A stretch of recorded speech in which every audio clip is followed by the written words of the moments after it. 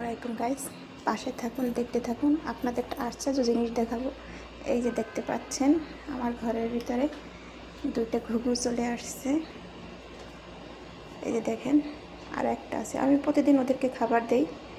এখন ওরা মনে করে আমি ওদের সব কিছু, মানে ওরা দেখলেও এখন আর আমাকে ভয় পায় না। আগে ভয় পেয়ে পালিয়ে যেত, কিন্তু এখন আমি থাকলে রুমে সোজা চলে আসে। আমি প্রতিদিন ওইখানে খাবার দিই। ওই যে একটা কালো বাটি দেখেন, আমি প্রতিদিন ওদের দুজনকে ওখানে খাবার দিই। দুঃখের বিষয় হলো, ওদের কিছু দুটো ছানা ছিল, ছানা দুইটাকে একটা বিড়ালে খেয়ে ফেলছে, বুঝছেন। এটা হলো বড় দুঃখের বিষয়।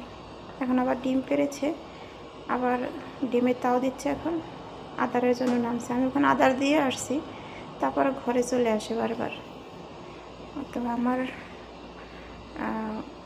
ভালো লাগে আসলে। পাখি এগুলো আমার কাছে খুব পছন্দের, খুব প্রিয়।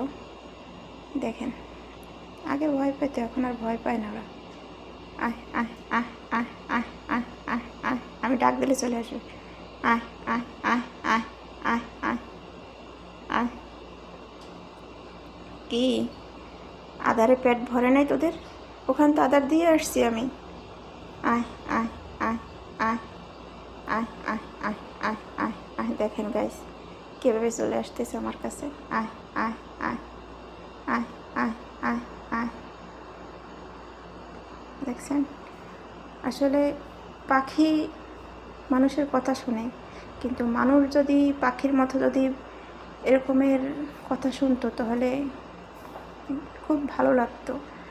আসলে পশু পাখির ভিতরে মানুষের যে একটা প্রেম, এটা আসলেই বাস্তব। দেখছেন, আয় আয় আয় আয় আয় আয় আয় আয় আয় আয় আয় আয় আয় আয় আয়। এটা আমার,